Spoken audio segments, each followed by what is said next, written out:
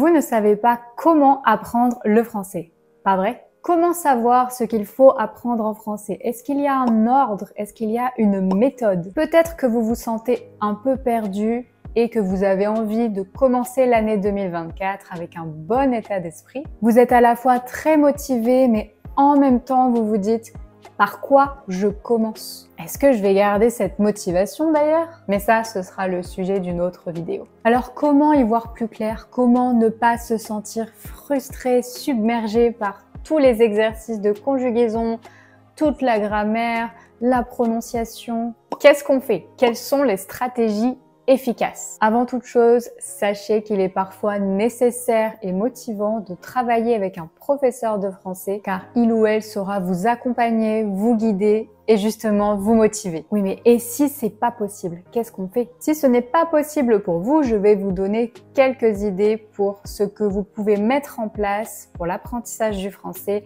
pour l'année 2024. Pour apprendre le français correctement en vous sentant bien dans votre apprentissage. Je vais être honnête avec vous, chaque personne aura un apprentissage différent. C'est comme ça. Il n'y a pas de plan parfait que vous devez suivre à la lettre pour vous améliorer, pour vous perfectionner dans une langue. Il n'y a pas de plan parfait pour être expert. En fait, il n'y a pas une seule bonne manière d'apprendre le français ou une autre langue. Cela va dépendre du temps que vous dédiez à la langue, des ressources utilisées et également de beaucoup d'autres choses. Par exemple, si vous avez la chance de comprendre la grammaire très rapidement et que vous êtes capable de l'utiliser dans des conversations très rapidement, vous avez un avantage parce que ce n'est pas le cas de tout le monde. On va reparler de ces avantages juste après, restez avec moi. Par contre, quelque chose qui aura un impact significatif sur votre apprentissage du français, c'est d'intégrer la langue dans votre vie quotidienne. Ça fonctionnera pour tout le monde. Vous devez trouver des manières d'écouter en français, de parler en français, de lire en français et également d'écrire en français. Les 4 compétences. On va y revenir aussi. Ce que je veux dire par là, c'est pas nécessairement que vous devez travailler 4 heures par jour, des règles de grammaire, écouter 4 heures de vidéos, des films, etc.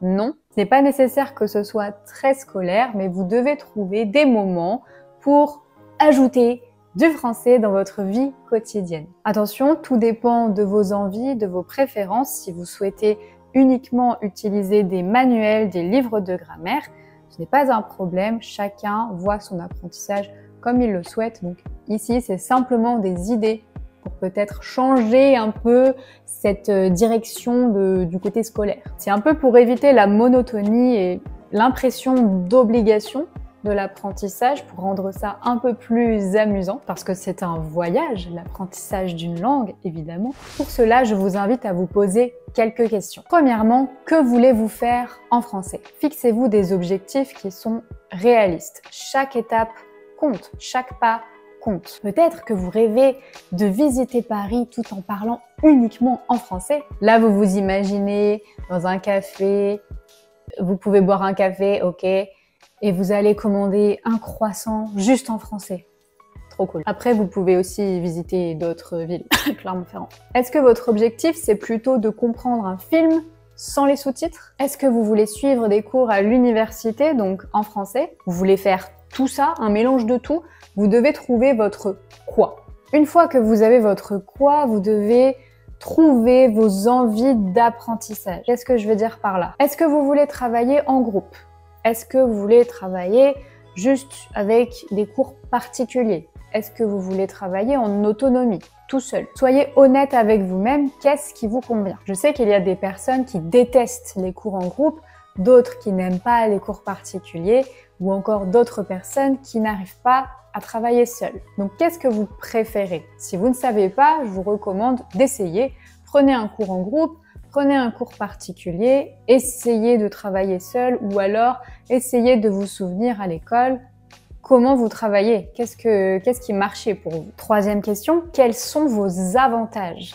Là, très intéressant. Je vous en parlais juste avant, peut-être que vous avez la chance de comprendre la grammaire comme ça, tout à coup, et de l'appliquer directement. Oui, c'est une chance parce que tout le monde ne peut pas, tout le monde n'arrive pas à intégrer la grammaire rapidement en tout cas. Peut-être que vous entendez très bien la différence entre toutes les voyelles nasales en français. Ce n'est pas le cas de tout le monde non plus. Vous pouvez donc reproduire tous les sons du français à la perfection et avoir une prononciation parfaite. Vous devez trouver quelles sont vos forces, ce que vous êtes capable de faire. Vous pouvez aussi comparer vos compétences dans d'autres langues. Si vous avez appris d'autres langues, pareil, quelles étaient vos forces? Est-ce que vous saviez maîtriser la prononciation très facilement?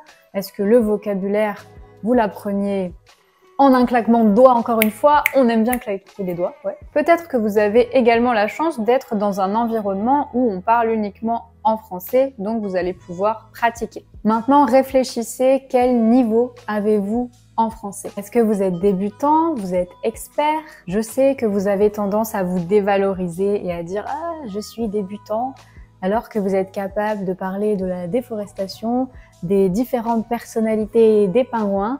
Ouais.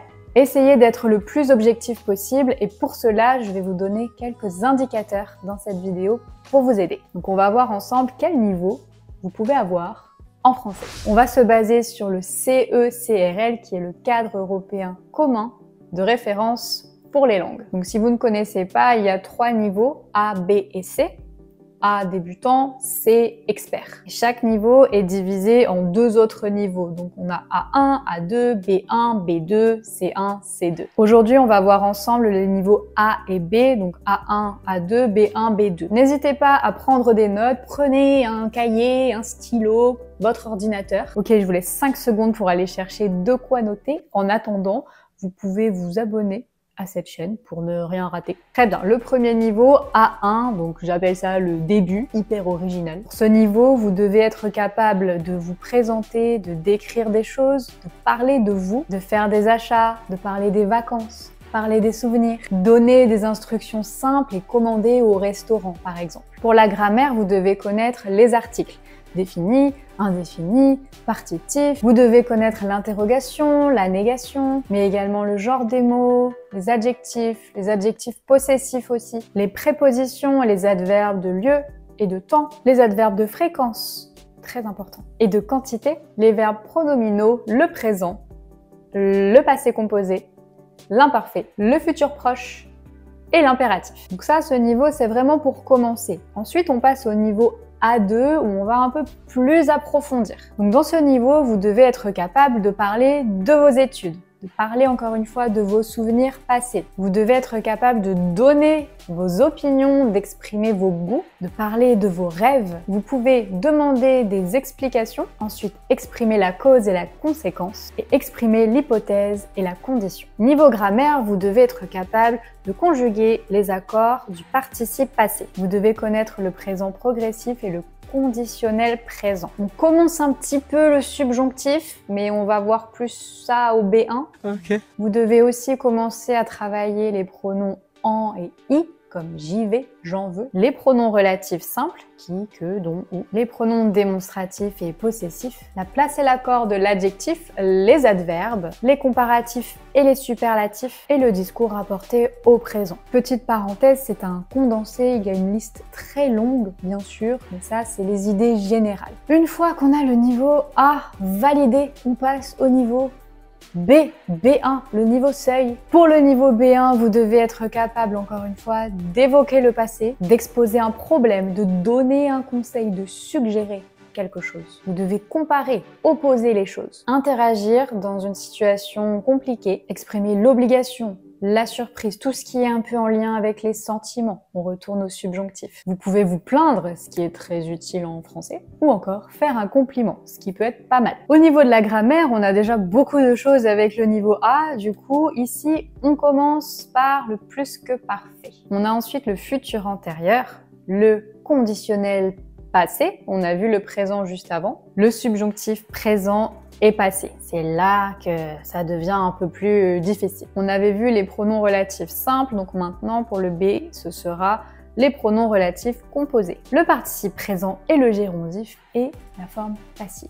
Enfin pour aujourd'hui, le niveau B2. Donc là, c'est l'autonomie vraiment. Si vous atteignez B2, Bravo. Vous êtes capable de comprendre des conversations amicales, professionnelles, des interviews, parler de vos passions, de vos goûts encore une fois, parler de sujets de société, de défendre votre point de vue, de faire des débats. Pour la grammaire, on a encore une fois le subjonctif. Donc là, on va aller plus dans les détails, les différentes utilisations, les différents verbes, l'expression de la cause, de l'opposition, de la conséquence, le discours indirect aussi. Pour le niveau C1 et C2, je ferai une vidéo dédiée, donc n'oubliez pas de vous abonner. Ok, ça vous donne une idée de ce que vous avez à faire, mais est-ce qu'il est utile de suivre un plan précis? Adopter un plan précis, oui, mais pour qui? Je dirais que c'est pour les personnes qui ont besoin d'un cadre, d'être guidées, peut-être les plus petits niveaux aussi pour commencer. Adopter un plan pas précis, d'accord, mais pour qui? Donc là, ce serait plus pour les niveaux un peu plus avancés, les personnes peut-être plus autonomes. Quand vous ne savez pas trop quoi apprendre, vous connaissez un peu la langue, vous savez pas ce qu'il vous reste à faire, bon,